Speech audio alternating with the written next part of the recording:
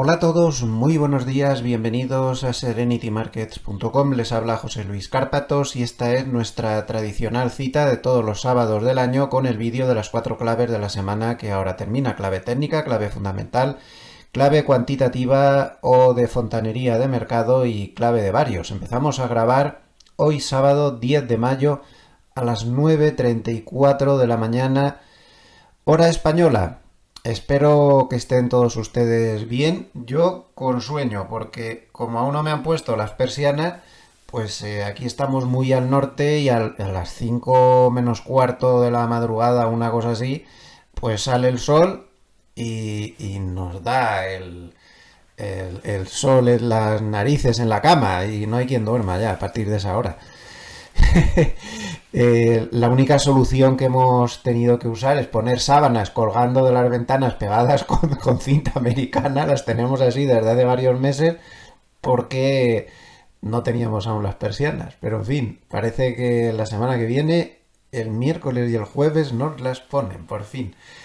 Después de un combate auténtico de los buenos, ¿no? Y bueno, y como además los albañiles que nos hicieron la reforma han desaparecido, o sea, desaparecido literalmente, desaparecidos en combate, no sabemos nada de ellos, no hay manera de poder hablar con ellos, así que nos ha tocado llamar a otros que ahora mismo, igual oyen algún martillazo por ahí, pues están terminando de reparar alguna cosa que se habían dejado los otros, ya de menor enjundia, pero que no las han terminado. Entonces hemos tirado la toalla y preferimos pagar a otros. En fin, esto es la hora del Escorial, pero bueno, se está quedando bien dentro de pues, una casa normal, pero se está quedando bien, por lo menos confortable, pero qué lucha, ¿eh? Qué lucha. Ayer estábamos en la cocina y de repente oímos catablar, nos volvemos y se había caído una de las molduras que habían puesto arriba en el techo para cerrar pequeños resquicios, en fin. Está todo así.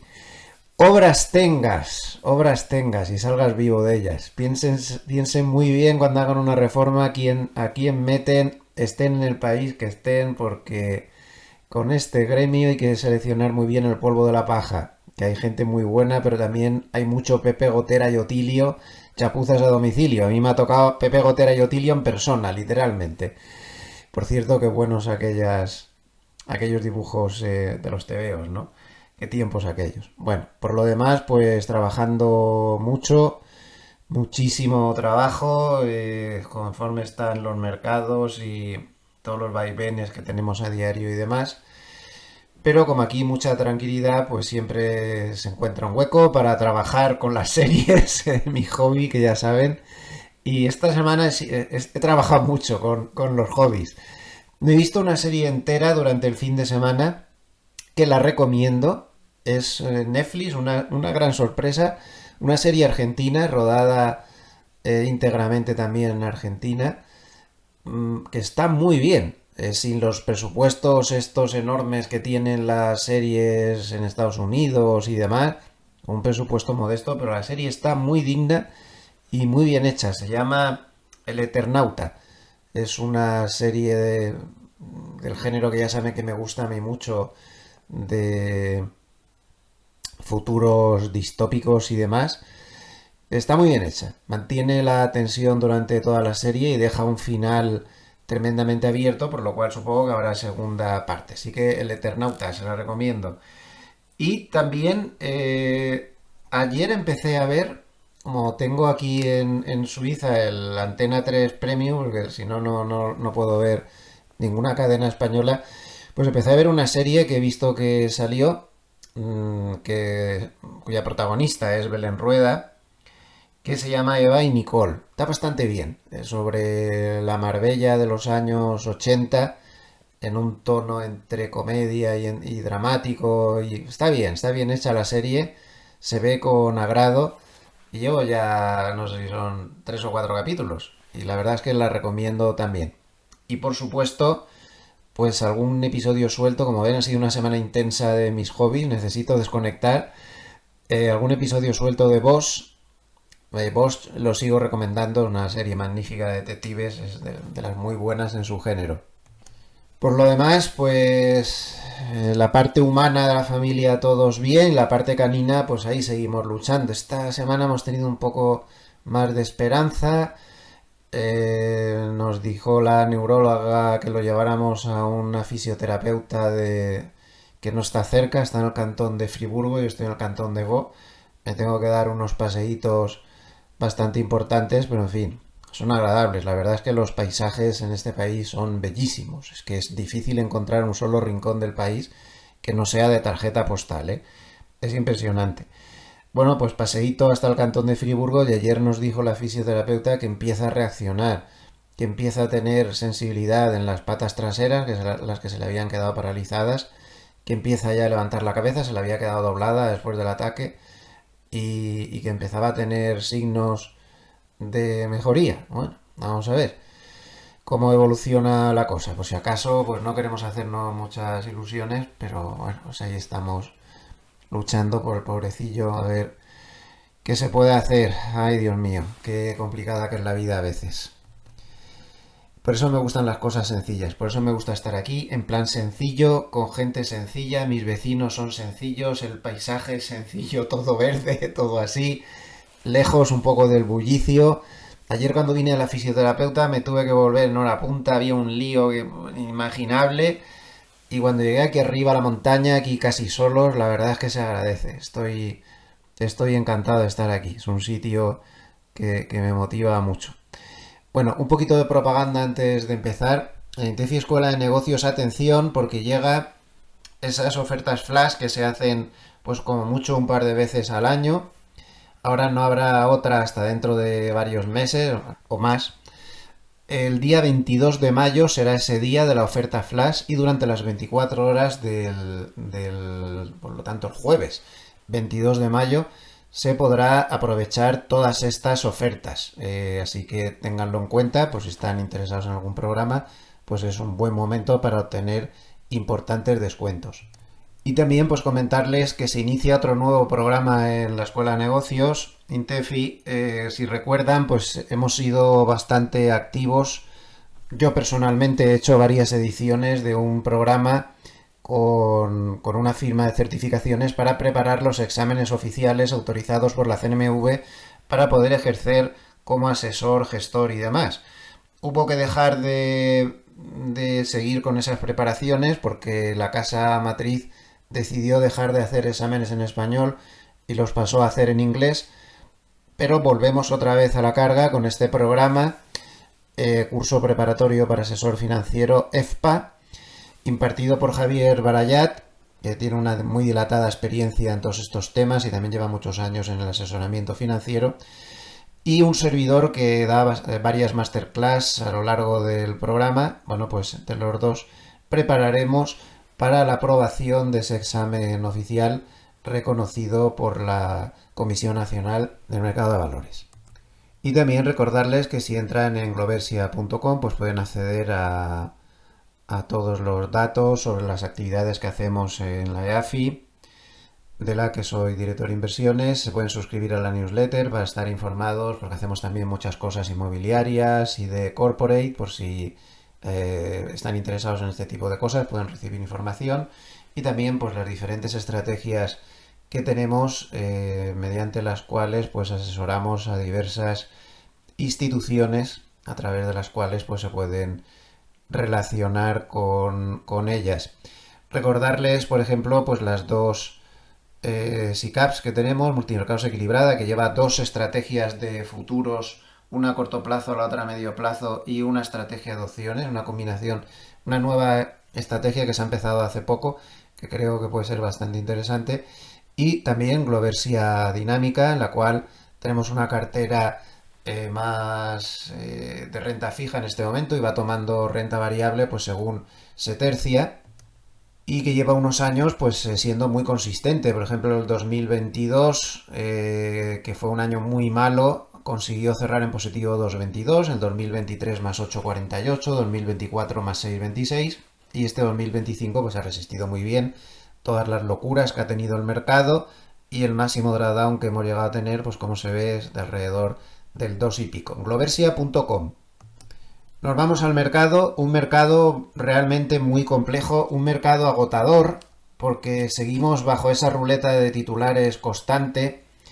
Sigo pensando que la administración de Estados Unidos debería cambiar el tercio al respecto. No podemos seguir así con estos bandazos constantes, con opiniones cada 10 minutos de los numerosos oradores que aparecen, Trump, Besen, Lunig, Navarro, Rubio. Cada uno dice una cosa, se dice a veces una cosa y la contraria. Yo creo que todo esto hay que ordenarlo un poquito y esto daría mucha mayor confianza al mercado. Ya hemos comentado en vídeos anteriores, no quiero ser pesado, pues numerosos gráficos en los cuales se ve la crisis de confianza que ha generado no tanto la política en sí, es decir, no tanto que si se ponen aranceles, que si se intenta reducir la deuda, que si esto, que si lo otro, sino la forma en la que se está comunicando y la forma en la que se está llevando a cabo, ¿no? Con esos bandazos constantes y con esos cambios. El mercado tiene una forma de comportarse que lo que necesita es orden. Necesita orden, saber a lo que atenerse. Y a lo mejor los aranceles, que es un tema de difícil digestión, si no se estuvieran vendiendo con cada 5 minutos dices una cosa, por ejemplo ayer tuvimos un ejemplo, a primera hora de la mañana se filtra que Estados Unidos iba de buena voluntad a rebajar los aranceles a China para poder empezar bien las negociaciones, unas negociaciones que luego hablaremos, se presentan arduas y difíciles, y entonces se filtra un 50-60%. Y luego, al cabo de 3 o 4 horas, pues sale Trump diciendo que era el 80%. Bandazo para abajo de los mercados. ¿Para qué necesitas hacer eso? Te lo puedes ahorrar. Haces una planificación y te limitas a decir que vas a bajar los aranceles y no filtras nada, no filtras la cantidad, lo haces de una manera más ordenada, ¿no? Yo creo que, como saben que soy de la opinión, que llevo mucho tiempo diciendo que no se puede generar una crisis que sea evitable, nunca se va a generar, ya saben que les dije una y otra vez que no iba a haber ningún apocalipsis financiero, porque esto no era la pandemia, esto no era la quiebra de Lehman, esto era una crisis que se había generado por la forma de transmitir esta política económica de Estados Unidos, que es una política económica tan legítima como la de cualquier otro país. Cada país tiene todo el derecho del mundo a aplicar la política económica que crea oportuno. Pero la forma de transmitirla, pues estaba generando una crisis de confianza totalmente evitable y que se podía evitar en 10 minutos cambiando el sesgo de las declaraciones. Esto ya saben que lo repetí hasta la saciedad. Y así ha sido. Se cambió el sesgo de las declaraciones, ahora se cuida muchísimo más el no dar titulares negativos o demasiado negativos. A algunos se le escapa a Trump de vez en cuando, a los demás no, pero a él sí que se le escapa alguno que otro. Pero bueno, se ha cambiado de sesgo y bueno, pues a las pruebas me remito. Estábamos aquí y ahora estamos aquí. Que aún seguimos en tendencia bajista, que aún no se ha terminado, técnicamente hablando, pero se ha cambiado totalmente el sesgo y se ha formado un suelo ahí. Un suelo que a corto plazo parece muy difícil que se vaya a romper. Clarísimamente. Porque era una crisis evitable. Entonces, este desorden que hay se puede arreglar también. Y como se puede arreglar, pues seguramente lo arreglarán. Porque hay que volver a repetir una vez más que no menospreciemos a nadie, a ningún país del mundo, porque en esos niveles, pues suele haber gente que suele pensar, por lo menos Estados Unidos, que es la primera potencia mundial, esté quien esté en el gobierno. ¿Saben lo que decía ayer VS? Y me parece una de las crónicas más lúcidas que he visto. VS se agarraba a un comentario que hizo a Trump, hablando de las negociaciones con China. Hizo un comentario que daba la sensación como que estaba empezando a delegar el tema de los aranceles en Besen, secretario del Tesoro, un puesto ya per se muy importante, pero es que Besen es una figura que para los mercados es una figura amable, es una figura que no asusta al mercado. A diferencia de Trump, que sí que asusta al mercado por la forma de ser que tiene y cómo dice las cosas. Entonces se puede decir lo mismo dicho por uno y dicho por otro y sin embargo el mercado lo tranquiliza. Entonces VS especulaba. ¿Y si Trump delegara mucho más dentro de la forma de ser que tiene y la capacidad de delegación que pueda tener? Pero ¿y si delegara bastante este tema de los aranceles en Besen? Pues ¿saben lo que pasaría? Que pondrían los mismos aranceles que tiene pensado Trump, pero se haría de una manera seguramente más ordenada, con menos ruleta de titulares, menos líos y menos testosterona política de unos y de otros y de los chinos y de los americanos y no sé qué, que mucha testosterona política ahora mismo en el tablero de política económica mundial y geopolítica, y el mercado podría aceptar muchísimo mejor los aranceles. Otra cosa es que luego las consecuencias de esos aranceles sean unas o sean otras. Entonces, ¿por qué no? Podría ser una solución magnífica. Podría seguir Estados Unidos lanzando esos aranceles, al final que se quedaran igual que lo que había pensado Trump, pero de una manera más ordenada, sin menos bandazos, sin menos vaivenes y sin menos líos. Pues podría ser, perfectamente, ¿por qué no? Insisto, esto era una crisis evitable y se ha evitado. Los bonos avisaron, me voy a romper, cuidado, y se tomaron medidas y se cambió el sesgo. Ahora lo que hay que hacer es vigilar a los bonos, evidentemente. Esta semana hemos tenido momentos en que los bonos han empezado a ponerse nerviosetes otra vez. Fíjense, la rentabilidad del bono americano a 30 años, cuando llega al 5% le coge la neura a todo el mundo, como pasó aquí.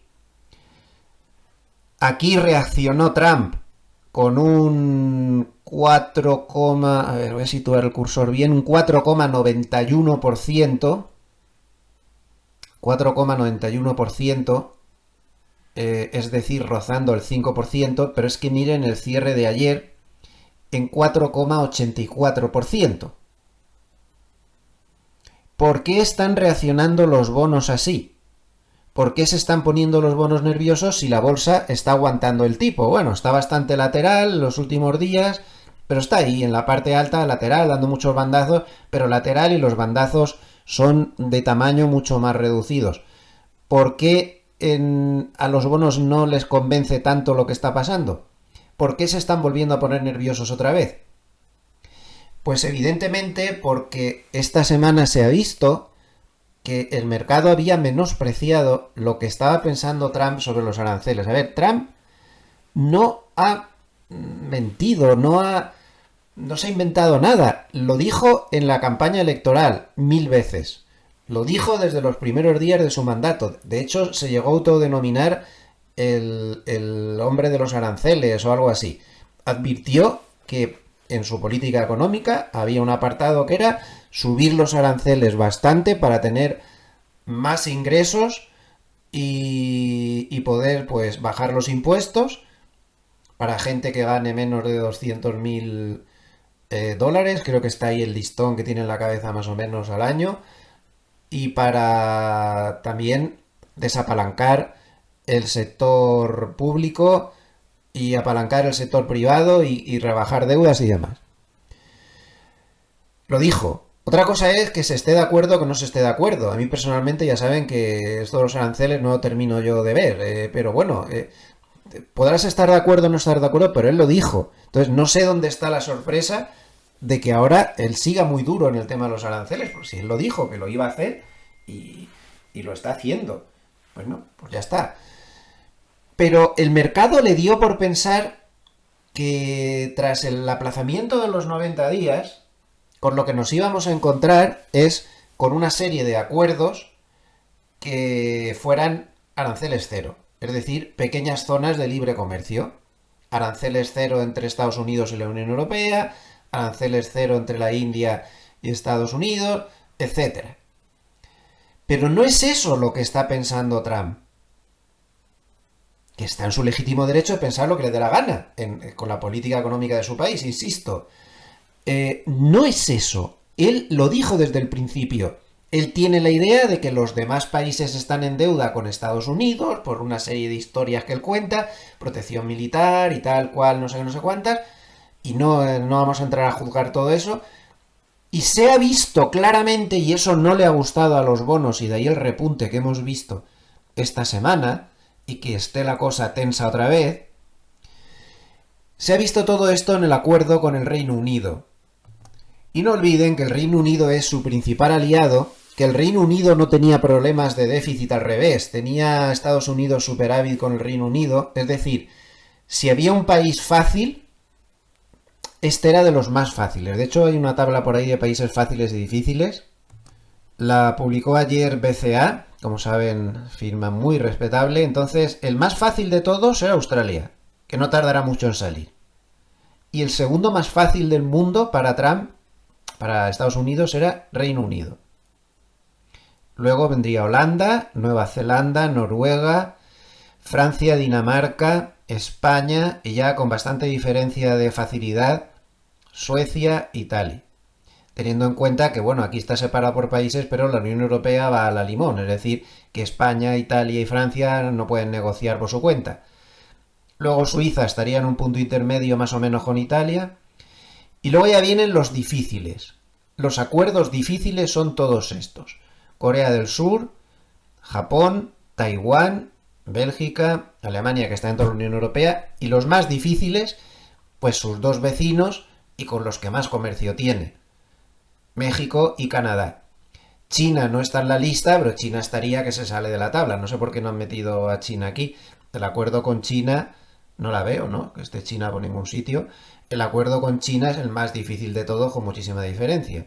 Bien, entonces, si a uno de los países más fáciles, más amigos, con menos fricciones con la administración de Estados Unidos, le han dado el acuerdo que le han dado, que vamos a ver en la imagen siguiente, ¿qué le puede dar a todos estos que están aquí? Miren el acuerdo en esencia. El Reino Unido en promedio, hay algunas excepciones sectoriales, que ahí puede estar también la clave, parece que sí que se están negociando algunas excepciones sectoriales, pero el promedio de los aranceles que se han pactado es que Reino Unido los baja del 5,1 en promedio al 1,8, o sea, es decir, los divide por más de la mitad, y Estados Unidos se los sube del 3,4 al 10, es decir, se los sube al triple. Jolín, pues no de acuerdo, ¿no? O sea, tú bajas a menos de la mitad y yo te subo el triple, con lo cual ahora nos quedamos que tú tienes el 1,8 en promedio, pero yo te casco el 10%. Y esto es a un país amigo. Imagínense cuando empieza a negociar con países que no son tan amigos. Entonces, se ha visto esta semana claro que cuando Trump repite una y otra vez que el 10% es el arancel mínimo, no lo dice como forma de negociar para luego quitarlo y quedarse en una zona cero de aranceles. No. Es que lo dice en serio, es que el mínimo es el 10%, es decir, que habrá acuerdos que va a intentar que sea bastante más. Claro, un 10% es algo que no podemos hacer caso, que no va a tener ninguna repercusión en la economía, ni nada de nada. No, un 10% es muchísimo. Un 10% es el tipo medio de aranceles más alto desde los años 30, 40. Entonces hay mucho analista sacando conclusiones de que si esto va a ser así o de que si esto va a ser asá, pero es que no lo sabemos. Porque como no ha habido aranceles tan altos desde los años 30-40, que era una economía totalmente diferente a la actual, pues no sabemos. En los años 30-40 salió mal. Antes, a primeros del siglo XX, también se intentó y también salió mal. Ahora va a salir mal también, eso está claro, pero no sabemos cómo de mal. Porque es que han pasado demasiados años, ha pasado un siglo desde la última vez que se intentó algo así, y no lo sabemos. La opinión de la administración de Estados Unidos es, lo ha dicho ya alguna vez, que el mercado se acostumbrará a este nivel de aranceles y ya está. Pero es que no es una cuestión de que el mercado se acostumbre. Es una cuestión de qué consecuencias macroeconómicas van a tener estos aranceles, que está clarísimo tras este acuerdo con el Reino Unido, y de ahí esa tensión en los bonos que acabamos de ver, está clarísimo que van a ser más altos de lo que todos nos pensábamos. A lo mejor yo no me los esperaba tan bajos, pero la mayoría del mercado sí. Entonces, ¿qué consecuencias macroeconómicas va a haber? Miren el acuerdo del Reino Unido, mírenlo. Claro, esta semana una de las claves de la semana y precisamente en línea totalmente con todo esto, pues ha sido la reunión de la Reserva Federal. En esta reunión de la Reserva Federal se ha intentado pasar por encima, pero a mí me ha parecido que es la primera vez en la historia que un Powell se enfrenta ya abiertamente con Trump y le estuvo diciendo de todo menos bonito. O sea, le echó la culpa de que los aranceles iban a causar los problemas económicos, que la Reserva Federal no podía hacer ninguna previsión porque con los aranceles no se sabía lo que iba a pasar, que evidentemente con los aranceles, según lo alto o bajos que fueran, podían causar problemas muy serios en el empleo y problemas muy serios en la inflación, que ya no se atreven a decir que la inflación inducida por los aranceles sea cero. La administración Trump dice lo contrario, llamó tonto a continuación a Powell y... Bueno, la administración, no, Trump. El resto no se pronunciaron en esos términos, dijeron que no estaban de acuerdo con Powell, pero no de esa manera. Bueno, el caso es que no están de acuerdo, que lo que hay que hacer es bajar los tipos de interés. Claro, porque la administración está en un apuro muy grande, como ya hemos comentado en otras ocasiones, ya que tienen que renegociar casi un tercio de toda la deuda que tiene Estados Unidos, que vence de golpe en los próximos meses. Entonces, claro, con estos tipos actuales le viene muy mal. Pero también hay que comprender a la Reserva Federal, hay que comprender a todo el mundo. ¿Por qué está diciendo eso la administración Trump? Por ese problema que tienen ahí, aparte por el coste que están teniendo actualmente para pagar su deuda, pero también hay que entender a la Reserva Federal. ¿Cómo van a bajar los tipos de interés con este panorama? Los aranceles van a ser altos y los aranceles tienen una capacidad inflacionaria, no se puede precisar muy claramente, pero parece que va a estar ahí. Y evidentemente, pues lo lógico es lo que han hecho, pues esperar. No se podían poner a bajar los tipos ahora. Hasta Gasparino de la Fox, que es una cadena bastante cercana al gobierno, pues lo reconocía. Después de ver este acuerdo que tienen en pantalla, ¿no? Porque claro, es que esto fue un antes y un después. Es que todo el mundo se pensaba que iba de broma esto del 10%. Esto provocó que se parara el mercado de valores y provocó que los bonos se pusieran un poco nerviosos. Poco bastante, como acabamos de ver. Francamente, si quieren mi opinión, es muy difícil dar opiniones en medio de este lío. Yo creo que las acciones van a seguir reaccionando bien a los titulares, van a medir muy bien los titulares, van a anunciar un montón más de acuerdos y cada vez lo van a hacer en pequeñas dosis para que suponga un bandazo al alza del mercado, como pasó con el anuncio de este acuerdo con el Reino Unido. Un acuerdo que no sé hasta qué punto es acuerdo, porque dijeron que no iban a dar los detalles hasta dentro de varias semanas y luego se les escapó que estaban negociando con un montón de flecos. Ha habido exenciones sectoriales, esto es importante, exenciones sectoriales que tienen su peso, puede que se vaya por ahí, yo te casco el 10%, pero en determinados sectores clave para tu economía, pues lo trabajamos de otra manera mejor. De hecho, en este caso se trabajó mucho en el sector del acero, sector de aluminio, sector de automoción, ahí hubo excepciones, hubo cambios, hubo cosas diferentes. Pero luego me sorprendió mucho ver ayer a la India proponiendo que iban a rebajar 2/3 los aranceles que ponía la India a cambio de que Estados Unidos no les pusiera. No han entendido el mensaje, no es eso lo que le va a consentir Estados Unidos. O a la Unión Europea pidiendo una zona de libre intercambio con aranceles cero. No es esa la idea de Estados Unidos. Entonces, a corto plazo, yo creo que la lluvia de... Hoy se ha llegado a un acuerdo con Suiza, uno de los que están a punto, según parece. A los 2 o 3 días, bandazo para arriba, a los 2 o 3 días, hoy se llega a un acuerdo con Japón y los van a dosificar. Imagínense la de acuerdos que se van a firmar y los van a decir poco a poco, dosificando. Y eso va a provocar bandazos arriba porque el mercado está así de simple. Le sale una cosa así y tira un bandazo para arriba, con razón o sin ella. Los bonos no. Los bonos ya han visto que miran más allá de las consecuencias, pero el mercado de valores no. Y luego tenemos la película con China, que a su vez, pues yo creo que van a hacer lo mismo, ¿no? Cualquier pequeño avance se va a maximizar y se va a generar un titular que generará un bandazo arriba, cualquier pequeño retroceso se minimizará y no será para tanto. Entonces, no parece fácil que el mercado esté a corto plazo muy por tener otro apocalipsis bajista, francamente. La única cosa que podría provocar eso sería que los datos macro duros ahora volveremos a esto del puerto de Los Ángeles, los datos macro duros, pues se pusieran feos. Ahí sí.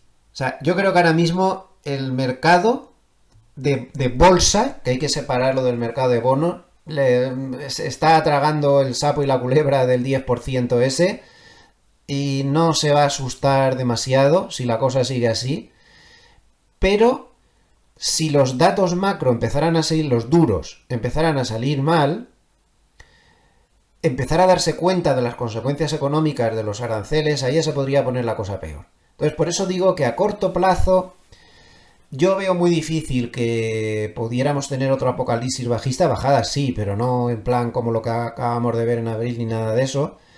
Pero posiblemente ya con el verano bien avanzado, cuando se empiecen a ver los efectos de los aranceles, ya veremos lo que pasa. Ya no lo tengo tan claro.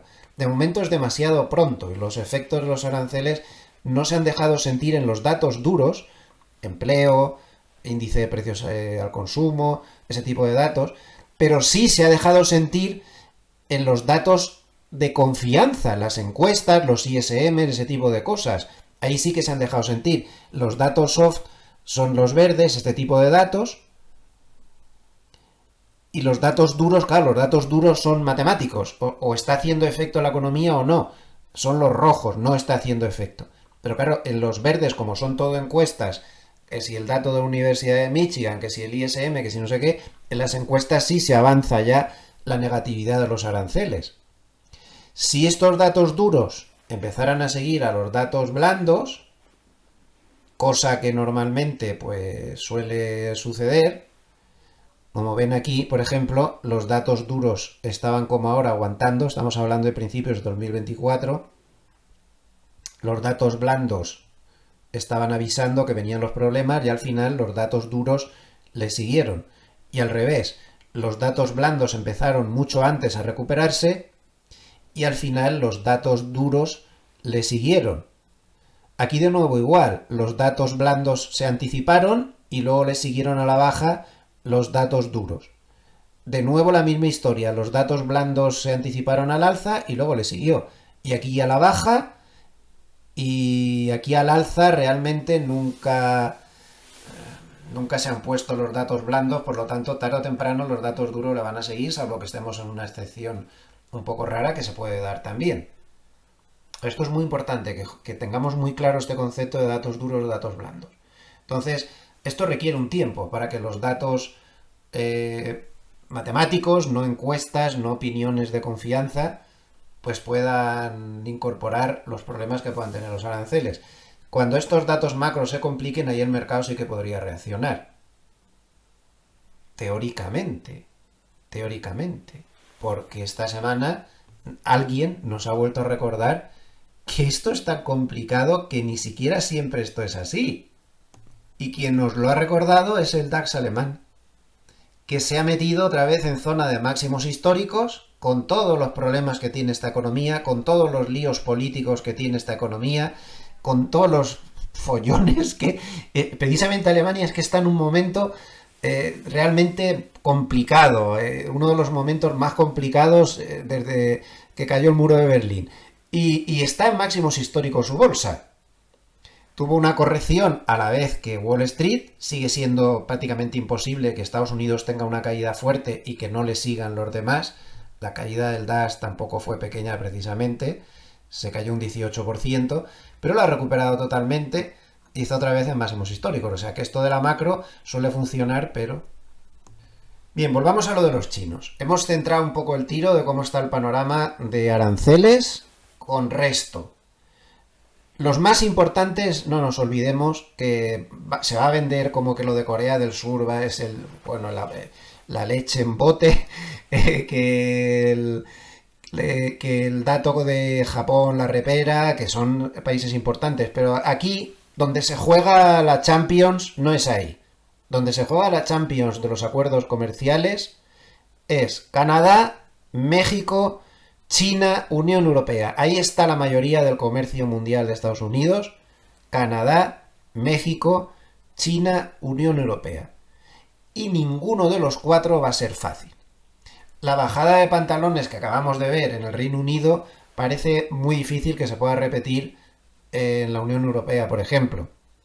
Con Canadá y México ya lo hemos visto, que están ahí en un rifirrafe de miedo desde hace mucho tiempo y sobre todo Canadá está muy duro con el tema, ¿eh? Canadá tampoco parece que sea muy proclive a la bajada de pantalones, estilo Reino Unido. Ahí es donde se juega la Champions de los acuerdos y ahí hay mucho que ver y a corto plazo no creo que con ninguno de ellos haya un acuerdo cercano, ¿eh? Ahí pueden venir los titulares negativos en algún momento, pero más hacia el fin del plazo que se dio primeros de julio. Ahora a corto plazo no parece probable. Bien, nos centramos entonces con China, que es el más importante de todos. Miren este gráfico con los containers que se espera que lleguen al puerto de Los Ángeles. Miren dónde estábamos antes de empezar los líos y qué previsión hay para la semana del 1 al 6 de junio. Es decir, el comercio entre ambos países se está congelando absolutamente. Y todo el mundo se pregunta, ¿y quién está perdiendo más con este congelado? A ver, ganar no está ganando nadie. Ganar no está ganando nadie.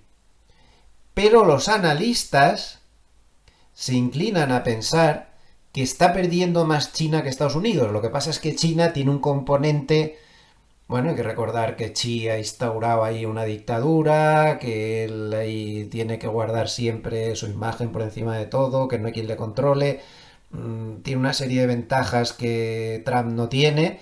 Trump tiene un descenso en su consideración política y económica muy fuerte. De ahí que VS se atreviera a decir que igual terminaba delegando lo de los aranceles en Besen para evitar desgastes y ordenar un poco las cosas y que no le estuvieran suponiendo tanto coste político. En China eso...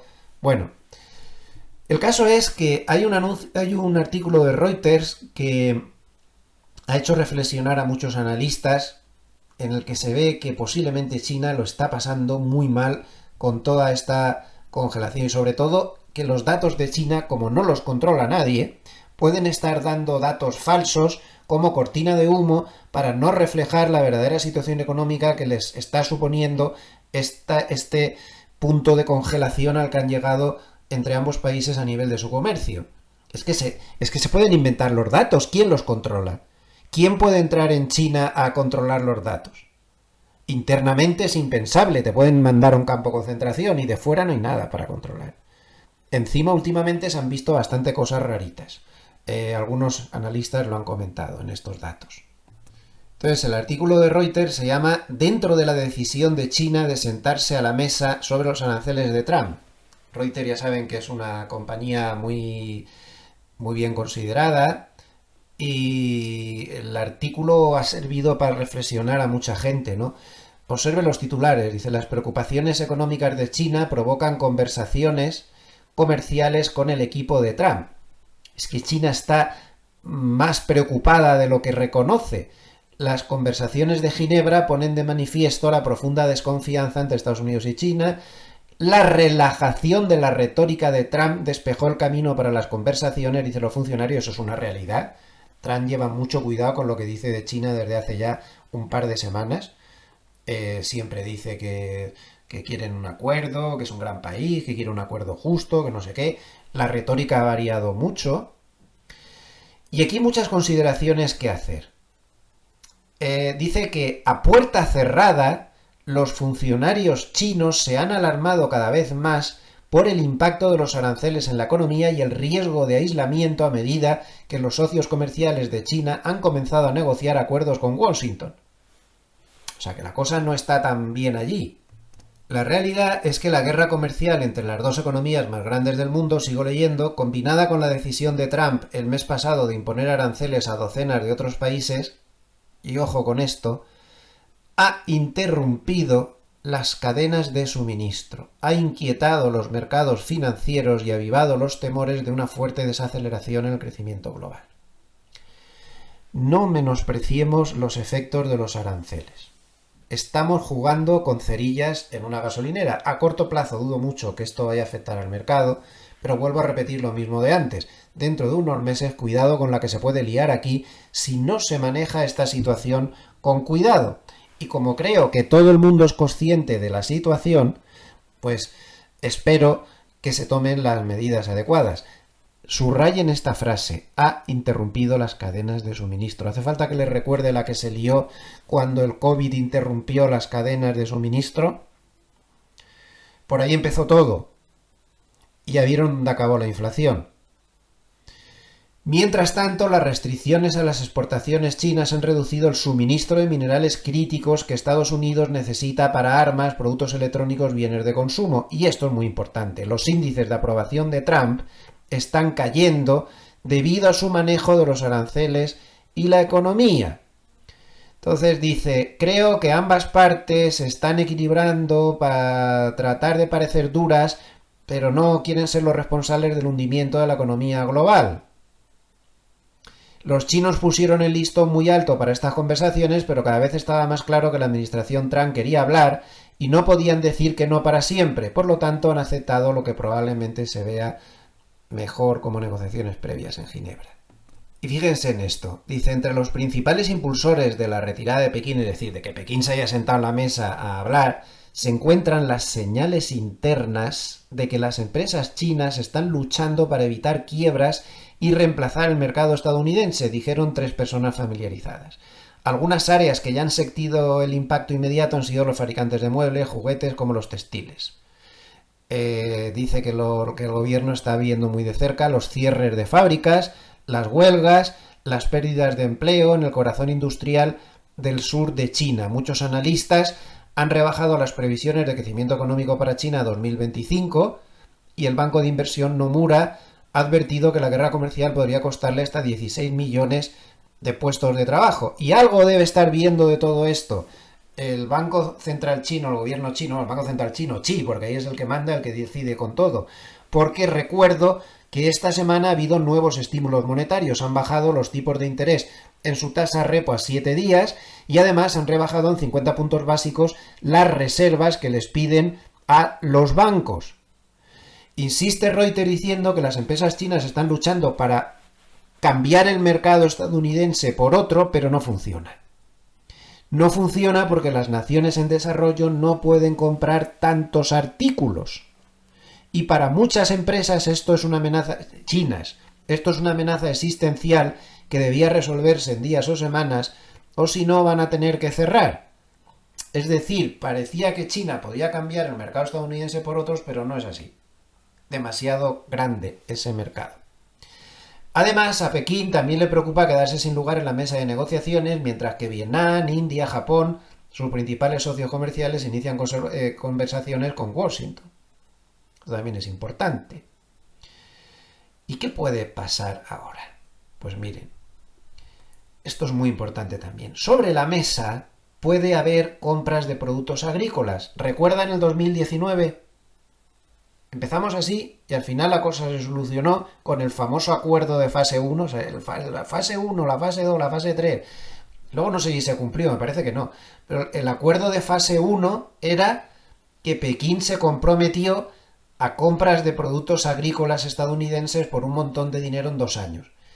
Para los que estábamos en el mercado entonces, les recuerdo que aquello fue una película de miedo. Primero cuando anunciaron que Pekín iba a comprar esas cantidades industriales enormes de productos agrícolas, el subidón que tuvo el mercado fue tremendo. Y luego, cada mes, todos estábamos pendientes de las cifras de compras reales que estaba haciendo China de cada producto agrícola, y en función de eso el mercado subía y bajaba. Aquello fue muy importante. Entonces es posible que el desbloqueo se consiga por aquí.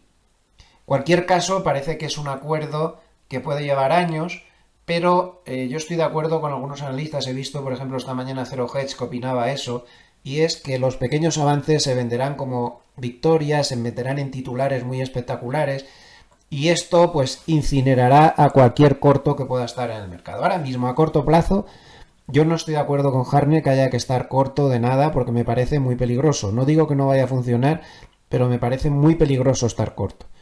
A ver, Si estás trabajando swing trading intradía, claro que te puedes poner corto, en vistas a una hora o un par de días, eso sí, pero meterse corto de fondo para aguantar tiempo me parece peligrosísimo, porque todo esto va a ser una lluvia de pequeños titulares, como ya pasó en el 2019, para abajo y para arriba. Bueno, pues así está el panorama de lo más importante ahora mismo para el mercado, que es el tema de los aranceles, absolutamente por encima de cualquier otra cosa. Absolutamente por encima de cualquier otra cosa. Hemos hablado de los datos duros. Bueno, pues la semana que viene tenemos muchos datos duros. Aquí en este paper del fin de semana de Goldman, donde no se aporta así demasiado. Pero bueno, aquí sí, tienen los datos duros para la semana que viene. Esto es el martes. Atención al IPC. Dato duro por antonomasia.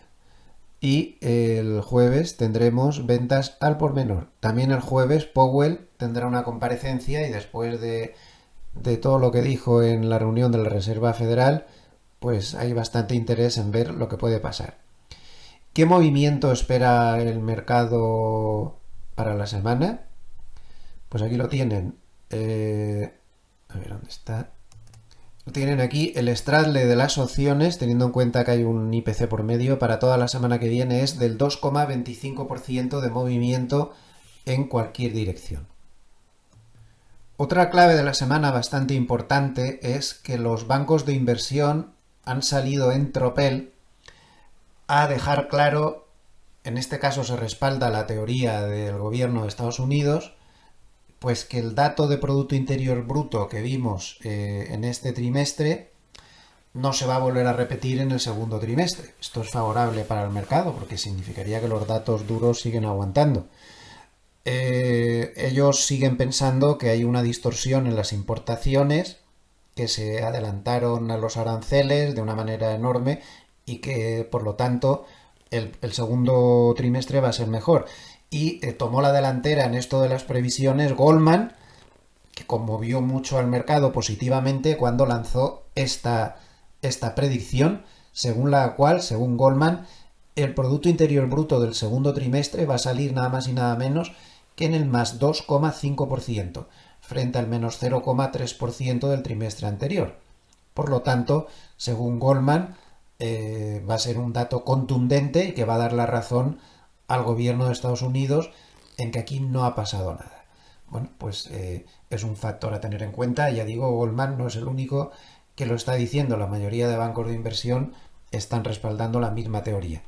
Lo mejor será que esperemos un poco a que vayan saliendo más datos duros para ver la evolución del indicador de la Reserva Federal de Atlanta, que de momento es el que más está acertando.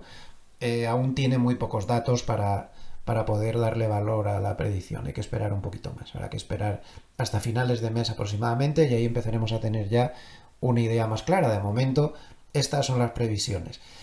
Este es un factor bastante favorable y también es un factor bastante favorable el que las recompras han vuelto. Según Goldman, estamos en el 85% de compañías del SP500, 90% ya, que pueden recomprar, y lo están haciendo. Entonces, esos son 6.000, 7.000 millones de dólares diarios que entran al mercado y le da bastante solidez. Los fondos de control de volatilidad están ya comprando de manera bastante fuerte. Esto es muy importante que lo tengamos en cuenta. Y los CTAs están ya comprando, pero más modestamente, pero van a empezar a comprar mucho más fuertemente por encima del 5.750 del contado, o sea, del spot. Ojo, ahí los CTA ya saben que son los que más rápidamente mueven el mercado porque se tiran a lo bestia en cuestión de 48 horas. Así que ojo con ese 5.750 porque por encima tienen su nivel de compra. Vamos a verlo en el gráfico. Los CTAs empiezan a comprar como por aquí, justo por encima de la media de 200. Es casualidad, porque los CTAs no se fijan en estas cosas, suelen trabajar con niveles estadísticos, matemáticos, no se fijan tanto en el análisis técnico. Pero casualmente es que coincide que está justo a la altura de la media de 200. Entonces, claro, ahí tenemos, fíjense, la banda superior de Mogalet, que como saben esto funciona muy bien, un poquito más arriba la media de 200 y un poquito más arriba la media de 100. Entonces, digamos que por encima del 5800, poniéndonos un poco de margen de ruptura, y teniendo en cuenta que en esos niveles ya del 5800 estarían entrando a saco los CTAs, podríamos esperar una subida bastante importante. Atención a estos niveles. Mientras no se rompan, hasta aquí hemos llegado. En el análisis técnico, las resistencias es, como dicen, hasta el rabo todo es toro, ¿no? Una resistencia, por mucho que te acerques, bailar pegados, el bailar... No, tienes que romper la resistencia. Por mucho que te acerques, no vale. Tenemos un mínimo y un máximo más alto, por fin, desde que se inició la caída. Eso es una buena señal también. Podríamos hasta tener una figura así medio chunga, medio de aquella manera, de hombro, cabeza, hombro invertido, así poco irregular. No sé si pudiera ser o no, pero lo que está claro es que una figura así, intento de llegada a la media de 200, batacazo monumental la cabeza, intento de llegada a la media de 200, vuelves a caer. El volumen también confirma porque bajó a la altura de este hombro, subió mucho a la altura de la cabeza y no es especialmente alto tampoco a la altura de este hombro. Por lo tanto, podría ser. El caso es que por encima de esto, cuidado, porque literalmente nos podríamos ir a la zona 6.000, 6.100 y pico tranquilamente, ¿eh? Con razón o sin ella. Miren el DAX, también lo que ha hecho. Claramente. Y ya que estamos con el gráfico del análisis técnico, que siempre es importante, pues la zona de soportes está bien clarita. Si no puede con esta zona de resistencias de la media de 200 y de la media de 100 y pierde la de 50, que es donde se está apoyando en este lateral que se ha montado ante la parálisis que le causa la zona de resistencias, pues perder la media de 200, zona 5.560, podría traer muchos problemas. Zona 5.560, repito. Ya perder solo el 5.600 le va a llevar otra vez muy rápido a la media de 50 y si la perdiera, cuidado, porque se podría ir incluso a 5.255. No se puede descartar para nada, con razón o sin ella. Salvo que los titulares se sigan sucediendo y le paren, pero los niveles están clarísimos. Por encima de esto puede subir mucho, por debajo de 5.600, cuidado. Por debajo de la media de 50, mucho cuidado porque se podría ir a 5.300. Aún no estamos exentos de peligro, ni muchísimo menos, al menos desde un punto de vista técnico.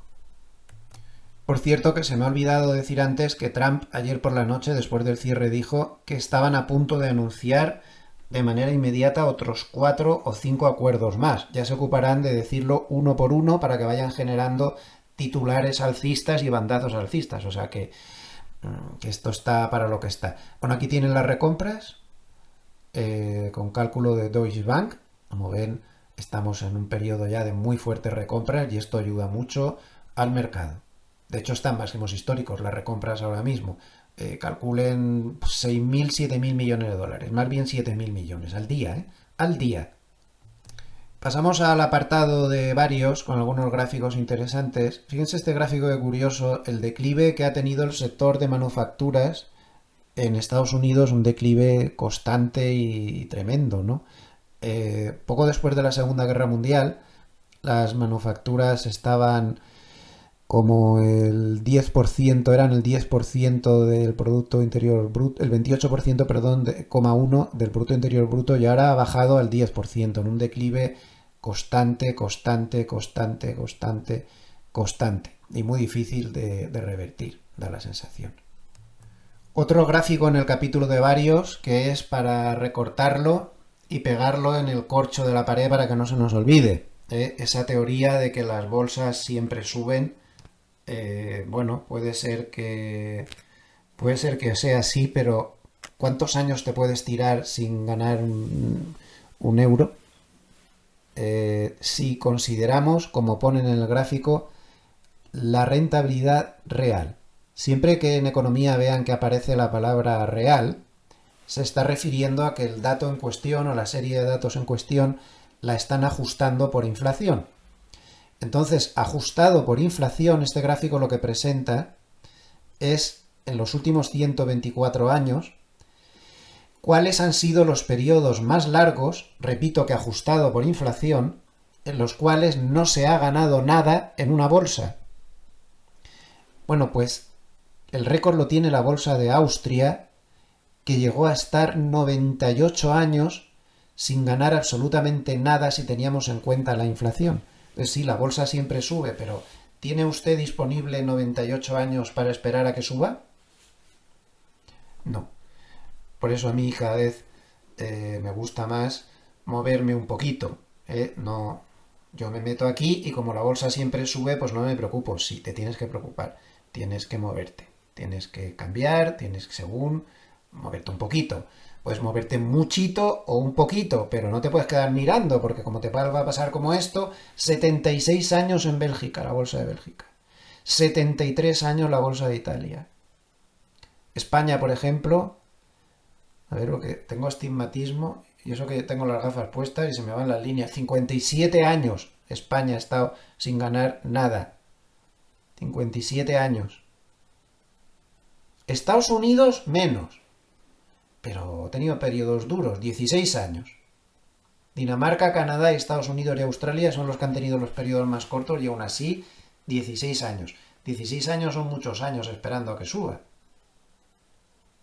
Reino Unido 22. El promedio mundial es de 22 años, periodos de 22 años en los cuales no se ganó nada ajustado por inflación. Lo dejo ahí, simplemente me gustaría que lo tuvieran en cuenta, que lo tuvieran en la cabeza siempre. Y otro factor alcista muy importante, hemos hablado de las sensaciones del mercado, de los posibles titulares alcistas que están preparándose, que parecen inevitables, de las recompras, de los CTAs, de los fondos de control de volatilidad, pero no olvidemos que la principal fuerza que está ayudando al rebote, además del cierre de cortos, a esta subida muy fuerte que hemos tenido desde mínimos, ya que el mercado no flaquee demasiado, está siendo el inversor minorista. Y el inversor minorista no es una fuerza para menospreciar, porque ahora mismo el inversor minorista es el 39% de todo Wall Street. Entonces, si el minorista cree que hay que comprar, pues el mercado no cae, porque es muchísimo dinero el que mete. Es una parte muy importante del mercado. Y aquí pueden ver el gráfico actualizado de Goldman de las compras netas de los inversores minoristas en valores individuales dentro del S&P 500. No en el índice, sino en valores individuales. Como ven, han estado comprando en todo momento en la inmensa caída que tuvimos entre marzo y abril. Se ha comprado y de qué manera. Y esto ha sido una fuerza de las más importantes que han causado pues esa vuelta al alza que hemos visto. Entonces, es muy importante seguir cuál es el comportamiento que está teniendo el sector minorista, porque es el 39% del mercado. Si el sector minorista se cansara por la razón que sea, cuidado, porque podemos tener problemas, porque es mucho dinero el que meten ahí. De momento, como ven, está siendo una fuerza compradora de primera magnitud en todas las caídas. Luego un gráfico bastante interesante que he visto hoy en la prensa. Ya saben que yo soy un defensor total del teletrabajo, creo que el teletrabajo es la libertad, creo que el teletrabajo hace que seas más eficiente. Toda mi vida está montada en teletrabajo, aquí me tienen con 20.000 líos y todo lo hago teletrabajando desde mi propia casa en Suiza, y no importa en qué país del mundo tenga que hacer las cosas. Fíjense cómo va subiendo poco a poco la cantidad de teletrabajadores en Europa, sumando los que lo hacen 100% como yo o los que solo lo hacen a veces. Poco a poco es un tema que está empezando a establecerse. En Suiza, por ejemplo, donde estoy, como teletrabajador que soy al 100%, pues es uno de los países occidentales que más tienen, 39,3%. Sin embargo, España está muy atrás, 15,4%. Francia un 34% prácticamente, Bélgica un 36%, Países Bajos el 52%, atención. Casi todo el norte de Europa tiene porcentajes muy altos. Países Bajos el 52, Noruega 42, Suecia 45, Finlandia 39, Irlanda 36. Yo creo que esto es algo a considerar. No en todos los trabajos podemos teletrabajar, pero en los que podamos, ¿para qué tanta reunión? ¿Para qué tanta historia? Se tienen online, terminas antes, te hablas con la gente exactamente igual, estás en contacto con ellos exactamente igual, la eficiencia es tremenda, el ahorro de costes es tremendo y tú trabajas más. Un teletrabajador trabaja como un enano. Yo creo que trabajas más que si tuviera que... Yo mismo trabajo mucho más que si tuviera que ir a una oficina. Lo tengo clarísimo. Tengo unos horarios muy dilatados. A lo mejor para mi edad ya demasiado dilatados. Tengo que pensar seriamente también, como he dicho muchas veces, en rebajar mi carga de trabajo. Que esto si no, no puede ser. Yo apuesto por el teletrabajo y por la libertad. Y un último gráfico antes de pasar a ver lo que nos tiene que decir Hartnett. Ya saben que para mí los PMIs es el indicador más cercano a cuál es la realidad del ciclo económico. Entonces este es el PMI global, a nivel mundial.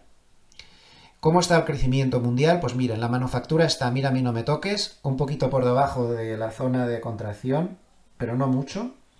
Servicios, que es la línea gris, está mejor, pero también muy justito. Y el composite, que pondera ambos, pues está marcando crecimiento, no hay signos de recesión por el momento, no lo hay, ni de lejos, pero tampoco está demasiado brillante, es decir, que estamos en una zona de crecimiento, pero de crecimiento débil. Eso sí, lejano de la recesión. Por ahora no tenemos síntomas de recesión por ningún sitio, ni en Estados Unidos, ni a nivel mundial. Bien, vámonos a ver lo que nos tiene que decir Hartnett de Bank of America. Siempre muy interesante ver su punto de vista, sobre todo porque no sigue las masas borreguiles. Él tiene su opinión y si va contra todo el mundo, pues va. ¿Qué es lo que hay que hacer? Tener tu propia opinión, no dejarte llevar por los demás. Llama la atención sobre algunos fenómenos importantísimos y que debemos tener en cuenta. Por ejemplo, que el dólar de Taiwán llegó a subir el 8% en 2 días. El mercado se pregunta, ¿eso es porque para tener contento a Estados Unidos vía los acuerdos comerciales, que es lo que siempre ha querido Estados Unidos, que las monedas estas de referencia se revalorizaran en lugar de devaluarse frente al dólar? ¿O es porque el dólar está muy débil y no puede ni con su alma? No se sabe muy bien. Bonos suizos a 2 años en rentabilidad negativa. Eso no pasa porque sí, Suiza no tiene ninguna ganas, se lo puedo asegurar que estoy aquí, conozco bastante bien la política económica del país, no tiene ninguna ganas de tener tipos de interés negativos. Lo que pasa es que el aluvión de dinero que está entrando aquí vía refugio, o sea, pidiendo refugio, es tan tremendo que está forzando estas cosas. ¿Por qué el gran capital se está refugiando otra vez aquí discretamente? Porque no se fía, porque no ve las cosas claras. Las bolsas están muy contentas, pero el gran capital no tanto. Estas cosas hay que tenerlas en cuenta. Bueno, y hay otra serie de historias sobre las que avisa. Vamos a traducir los 2 siguientes párrafos que están marcados en azul con la ayuda del ChatGPT. En el primer párrafo habla de su encuesta que él mismo hace, su banco, dirigida por él, la encuesta en la cual le preguntan a los grandes fondos de inversión qué es lo que están haciendo y dice que esta encuesta queda claro de que es un indicador de sentimiento contrario poderosísimo, ¿no? Que cuando el 17 de diciembre estaban con una euforia total fue una señal de venta y que la encuesta que publicó el 15 de abril, la última, donde se vio que estaba la gente ultra bajista, pues fue una señal de compra. Clarísimamente, ¿no? Pues es así, este tipo de encuestas parece que funciona muy bien como indicador de sentimiento contrario, ¿no? Advierte que el día 13 va a publicar la próxima encuesta y que vamos a ver lo que muestra para actuar, lo que está sugiriendo subliminalmente es que actúes de la manera contraria, ¿no? Dice que si los grandes asignadores globales de activos están aumentando de nuevo la sobreponderación en acciones, el rally podría detenerse. Pero si siguen posicionados de forma equivocada, pues podría mostrar que la subida puede seguir, ¿no? La interpretación que yo le doy. También dice la visión más amplia, el déficit comercial de Estados Unidos en marzo alcanzó un récord de 141 millones de dólares. La última vez que Estados Unidos tuvo un superávit comercial fue en 1975. Dice que esto explica por qué Estados Unidos adopta ahora políticas proteccionistas, pero el reverso de un gran déficit comercial es que ha habido enormes entradas de capital extranjero hacia activos estadounidenses en los últimos 5 años. Esto es así, una cosa va con la otra. Si los aranceles provocan más inflación y debilitan al dólar, esto amenaza la financiación de los déficits de Estados Unidos, lo que podría requerir mayores rendimientos en los bonos del Tesoro. Y miren lo que dice a continuación. Nada hace que Estados Unidos cambie su política macroeconómica más rápidamente que el riesgo de ver rendimientos del bono del Tesoro americano por encima del 5%. Por eso se espera que los aranceles bajen en el segundo trimestre. Pues miren, le doy más razón que un santo a Hartnett en este aspecto. Todo esto está muy bien, pero como hemos dicho antes, los bonos son los bonos. Como el bono americano a 10 años se vaya por encima del 5%, verán lo que les digo siempre, no se puede generar un apocalipsis de algo que se puede evitar. Es que sería del género tonto, y no hay tontos en esos niveles de política económica. Por lo tanto, si eso sucede, pues los aranceles bajarán. Y dirán que no, que es que se lo ha pensado mejor, que es que no sé qué, que es que quiere ayudar a la humanidad. Da igual, la excusa será lo de menos. Pero esto tiene un límite. Entonces, a la parte buena, que los aranceles no pueden subir lo que quiera el gobierno de Estados Unidos porque su propia dinámica de los bonos se lo va a limitar. Porque si los bonos siguen subiendo las rentabilidades, nadie compra los activos de Estados Unidos y a ver cómo te financias. Una forma de hablar, lo de nadie, ¿no? Eso no es raro que pueda suceder, pero en general. Es una referencia muy importante. Por lo tanto, la conclusión a la que podríamos llegar en el vídeo de hoy es que a corto plazo no parece que haya mucho peligro, a medio plazo los efectos de los aranceles podrían causar algún susto, sin llegar a ningún apocalipsis, pero todo va a quedar limitado porque ya hemos visto que la administración Trump reacciona muy rápidamente, eso es un tema que no hay que olvidar, cuando los bonos se ponen nerviosos. Por lo tanto, como los bonos van a marcar un límite, en caso de caídas importantes, los bonos se irán a donde se tienen que ir y verán como el tema de los aranceles se frena. Por lo tanto, apocalipsis, lo que se dice apocalipsis, yo no esperaría. El indicador de Bank of America Bull and Bear sube de 3,6 a 3,7, los flujos semanales, muy fuertes entradas de dinero en cash, 51.900 millones de dólares, 14.100 millones de dólares de entrada en bonos, muy fuerte también, 2.300 millones de entrada en bolsa, 1.300 millones de entradas en cripto, no es poco precisamente, y esto es un mercado mucho más pequeño, y 1.300 millones es mucho, y hay que recordar que el Bitcoin está de enhorabuena, porque ha vuelto a recuperar el nivel de los 100.000 y está ya jugueteando con los máximos anteriores, zona 108.000 más o menos. Consiguió volver a romper al alza la media de 200 tras una lucha muy larga de muchos días y está otra vez en zona de máximos. Muy bien, y ahora la media de 200 en 92.000 vuelve a ser soporte. Y en el oro pues hubo salidas de 500 millones de dólares. El siguiente párrafo da un dato bastante interesante de cuánto tienen los extranjeros de activos de Estados Unidos, ¿no? Y tenemos, por ejemplo, en bolsa, los extranjeros tienen un 18% del total. El peligro lo tienen aquí, en bonos un 33%, en bonos corporativos un 27%. Bueno, esto se puede ver de diferentes maneras, pero a lo mejor es una cantidad menor de lo que nos pensábamos o no. Ahí dejo el dato. Traduzco con el ChatGPT el siguiente párrafo, que es su visión para el año 2025 y por lo tanto me parece importante. Dice que su visión hasta ahora, y sigue siendo la misma, es bonos mejor que acciones, acciones internacionales mejor que acciones de Estados Unidos y oro mejor que el dólar. Dice que esta visión se basa en que el posicionamiento era excesivo en torno al concepto de la excepcionalidad estadounidense.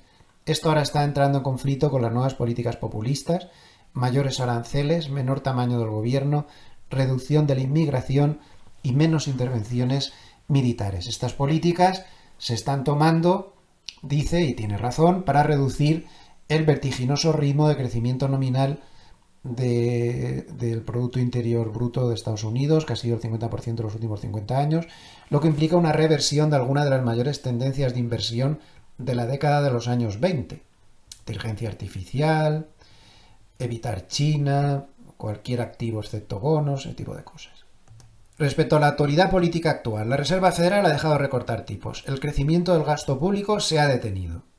La administración Trump está tomando medidas importantes para que esto sea así, que el crecimiento del gasto público se frene. Hay una reducción de la tarifa efectiva media en Estados Unidos del 28 al 15. Esto sigue siendo equivalente a un aumento de más de 600.000 millones de dólares en impuestos vía aranceles. Bueno, tácticamente, las acciones que estaban sobrevendidas han anticipado correctamente los futuros acuerdos comerciales del segundo trimestre y la reducción de los aranceles. Pero esperamos un escenario de comprar el rumor, vender con la noticia, en el que las acciones retrocedan una vez que se concreten los acuerdos comerciales. No lo tengo yo esto tan claro, pero bueno, es la opinión de Harnett y puede que tenga razón. Él cree que se va a comprar con el rumor y vender con la noticia. Mientras tanto, cree que lo mejor es seguir corto en el dólar estadounidense hasta que la Reserva Federal se vea forzada a volver a recortar tipos y mantenerse largos en bonos del Tesoro a 5 años, al menos hasta que el presupuesto de reconciliación republicano formalice futuras reducciones o prórrogas fiscales. Dice que cree que los catalizadores macro positivos serían acuerdo con China, recortes de tipos, consumo fuerte. Sin embargo, el riesgo bajista vendría por la vía de precios de los activos, es decir, inflación al alza, con peligro de contagio por desapalancamiento, sobre todo si el eje Trump-Powell pierde el control del tramo largo de la curva. Vamos, si se disparan al alza los bonos a más largo plazo, en cuanto a rentabilidades, quiero decir. Vale recordar que para el primer trimestre la deuda global alcanzó un máximo histórico de 324 billones de dólares. Y del siguiente párrafo, que es el último, solo destacaría la parte final, que dice que esa cartera que él recomienda mucho, que para él es la cartera ideal a largo plazo, lo puede hacer mejor que la cartera 60-40, es decir, 60% renta variable, 40% en bonos. Esa cartera que él siempre recomienda es la 25-25-25-25, que significa 25% en cash, 25% en oro, 25% en bolsa, 25% en bonos. Él cree que con esta cartera estás a salvo durante todo el tiempo en cualquier eventualidad de mercado.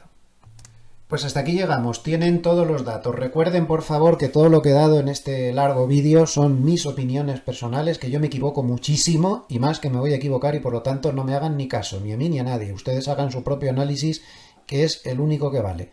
Muchísimas gracias a todos los amables escuchantes por estar ahí, denle al like si les ha gustado el vídeo. Y yo me despido pues hasta el pequeño vídeo de reflexión de mañana domingo, como todos los domingos. Que tengan un muy buen fin de semana. Les envío muchos saludos desde Suiza en un día donde nos ha salido el sol, por primera vez en toda la semana. Gracias.